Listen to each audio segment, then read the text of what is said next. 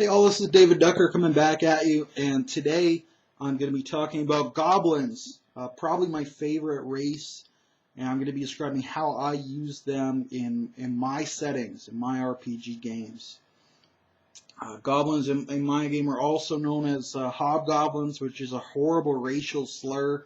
If you call them hobgoblins, they'll be incredibly offended, because that means hobs, goblins. And Hob, as we all know, is the devil, old Hob himself. So Hobgoblin is the devil's goblin. Don't call them that. They'll be very upset with you. They're also known in the Elven language as Drow. They won't be offended if you call them Drow. It's just another language. That's fine. So the tongue of men, they are goblins, however. So the history of this race, in my cosmology at least, is that they were originally a part of elven kind. The elves, high elves and wood elves living in the forest together in their great elf trees, and I'll detail elves in a separate video. But then the first orcs came amongst the forest and started, as orcs do, they started blighting the forest and damaging it greatly. And the elves launched a pogrom against them, a great jihad, drive the orcs away from the forest, or at least control their numbers. There were certain among the elves who wanted to genocide the orcs and to just destroy them, wipe them from the face of the world and from history. And they were so militant in their cause, they refused to abandon it, even after the other elves rose up in protest. So this led to a civil war among the elven peoples, and the genocidal elves were defeated and banished from the forest. And they went forth into the mountains and underground, and they have eventually become the goblins, or the drow, that we know today. Ironically, there's been a lot of inbreeding between these elves and orcs, which is why they look so different from regular elves now. Originally, they were probably closer to wood elves. A lot of them were probably wood elves, because the goblins in appearance are shorter and thinner than human beings are. So much more like a wood elf in build. However, their skin ranges from can range from black, like deep midnight black, through to a dark blue, all the way up to light blue, or it can range the other way from a dark green up to a lighter green color as well. Sometimes even a blue-green color. Also, they tend to have very long pointed ears, long hooked noses, a sharp hook on the end, fangs protruding down from their upper jaw, kind of beady eyes. Typically they'll have black hair. Well, it's not unknown for them to have white hair even as very young, or red hair as well. Especially among those that have the blue skin, they'll have red or white hair typically, whereas those with more green complexion tend towards very just black hair. So they live in the mountains, underground, and they've become very much a arch enemy of dwarfs. One of the reasons that dwarves and elves don't always get along is because dwarves blame elves for sending goblins to them. When they arrived, in the dwarf kingdoms, that's when they were christened as goblins. That's when their name originated in that language. The elves who stayed in the forest call them drow, as they've sent them away. Those are the drow. They are forbidden from returning to the woods. But the dwarves, they didn't know who these things were. They knew they weren't orcs, especially at the time. They didn't look that much like orcs. So they've christened them as goblins. So the goblins build great underground civilizations, vast kingdoms underneath the mountains, in the tunnels. They're not as good at digging through or mining as dwarfs are, but they still maintain these vast warrens of tunnels. And they have a very strong royal lineage, very Byzantine or Byzantine politics that go towards who gets to be the king. They have this noble caste as well. So they're a very lawful race, but they're tend towards selfishness, cruelty, malice, as opposed to the dwarfs, who are much more socialist in their lawfulness. They actually care about each other, whereas goblins only really care about themselves. But they're just so lawful in their demeanor. They have to go about promoting themselves in a legal way, legal for them. Now, their laws are, of course, made by goblins. They tend to be harsh laws.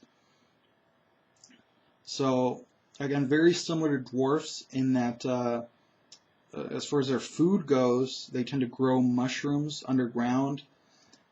They farm goats in mountain valleys up on the mountains, which they often compete over the rights to these valleys with dwarfs. That's where a lot of their battles are fought. They're also excellent beekeepers, much as dwarfs are. Again, the mountain valleys and the mountain wildflowers, they'll keep bees there. So mead is a very popular drink, since they have access to honey. That's what they primarily will be drinking for alcohol, so they can ferment that honey. Also, they do a fair amount of hunting of especially like rock doves and other mountainous birds, which are somewhat larger than they're in the real world.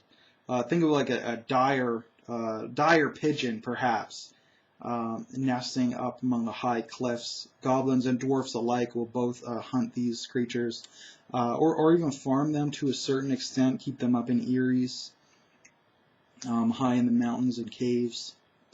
So that's where their food comes from. So they eat a lot of goat, a lot of sheep, a lot of mutton, and a lot of mushrooms. And because of the goats, then they also have access to milk, which they typically will process into cheese. So again, very similar to dwarfs in that they eat a lot of goat, a lot of cheese, a lot of mushrooms, and a lot of these rock doves as well. These dire pigeons, which are delicious. Typically, they'll dress in wool or leather, if they can get their hands on any leather. And they, like dwarfs, tend to be really good craftsmen, especially working in black iron. Although they will work in adamantium or adamantine as well. So much like dwarfs in that regard, they tend to have less regard for gemstones and more for precious metals. Although decoration, ornamentation is not as important among them as it is among dwarfs. They have slightly less of an aesthetic sense about them, and when they do, it tends towards something to intimidate. So, their armor, for example, will tend to be spiked to intimidate rather than gilded to awe with beauty. Their weapons, similarly, they tend towards serrated weapons, spiked weapons, anything that looks really intimidating. So, signature weapons among the goblins, their shields tend to have a spike or blade mounted on them, so they can use their shield very effectively as a weapon.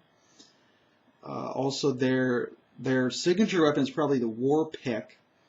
So they love to use the pick in combat. It's incredibly deadly when it strikes. And their secondary weapons tend towards scimitars or falchions, curved blades. The greatest of their martial orders are the bat knights or manticore knights, who ride on dire bats. Bats are tremendously important to goblin culture. They're almost a sacred animal.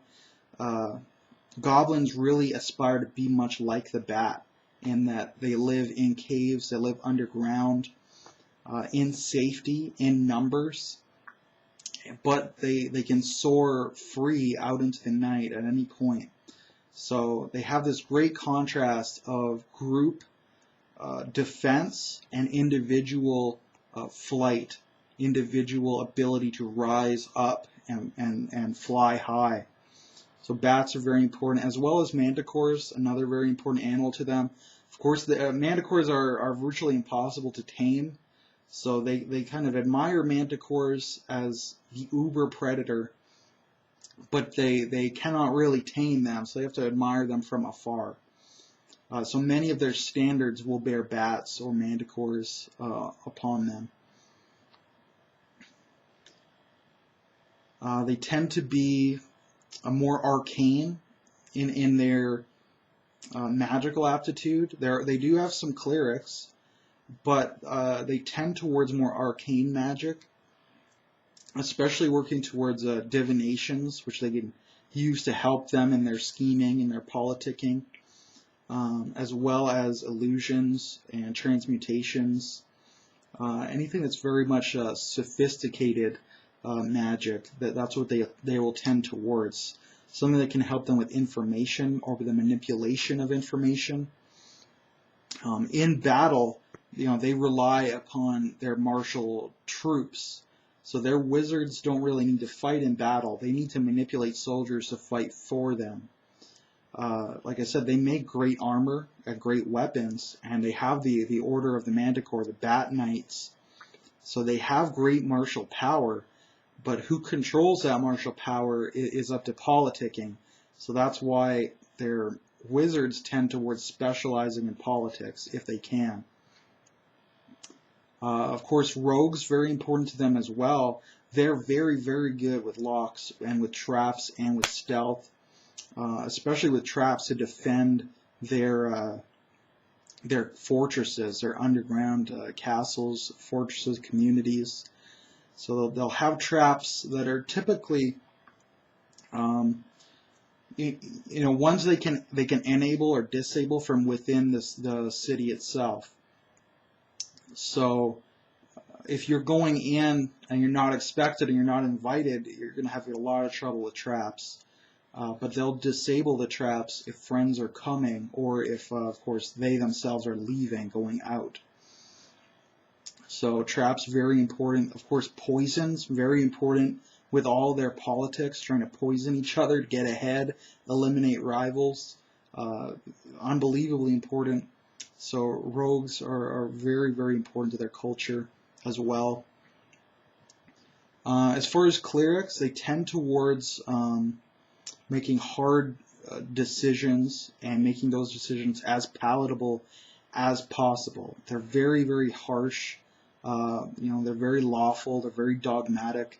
You must sacrifice for the great leader, and if you can, you could rise up and become that great leader, and then we'll sacrifice for you if you can hold on to power.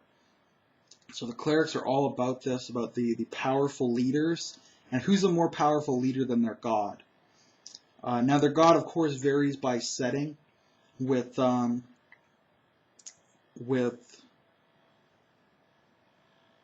you're using classical mythology, it'd be a great place to put them in with Hades, if you're using Greek. Although I could definitely see them getting into Zeus a little bit because of this huge power. But I think Hades would be the way to go if you're using Greek. If you're using a Norse mythology, I could definitely see them in with Loki, or with the giants. You could move them in with Thrym or Surtur, if giants would be more acceptable.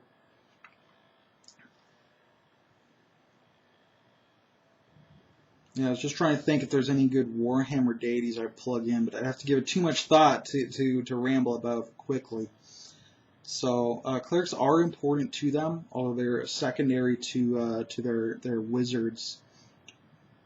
So let's see. Just trying to run through. So I talked about food, talked about shelter, talked a little bit about their clothing in terms of what they wear and how it's presented in terms of intimidation onto you. So their government, again, very Byzantine. Uh, government, military, touched on magic, and I can mention that the goblins do practice slavery as well. So that could be a very important touchstone for them. So they believe that goblins are superior to all the other races, and at some point they're being militant. They will rise up and they will conquer all the other races, take over the world, and enslave them all. For right now, they work very closely with ogres in taking slaves. Although they're definitely not above launching their own campaigns to capture slaves. Slavery is very important to them. They enslave a lot of dwarfs, a lot of humans. If they're near any forests, they will take elves as slaves as well. Goblins have a particular hatred towards elves and dwarfs. Dwarfs for being their biggest competition. They fought so many battles. And elves kind of being, in their history, their first great enemy, the enemy that created them, are elves. So both of those races pretty much mortal enemies against goblins as well. So no quarter is asked for or given. But slavery is very important to them. It's somewhat rare for goblins to actually be enslaved. Although it's not impossible, you might sell yourself into slavery if you're a goblin, and you'll be better treated than non-goblin slaves at least. But in general, it's rare to see a goblin as a slave. Usually their slaves are dwarfs, elves, or humans. They're not usually very well treated, but goblins do recognize that slaves are an investment. They cost money, so you don't want the slave to get sick or die. So they do take care of them to the point that they're not losing on their investment. But other than that, goblins can be very cruel, so they're definitely not taking good care of them. In particular, they have a tendency to just let their slaves go naked, because spending money to clothe a slave is seen as a useless investment, and they love humiliating their slaves as well.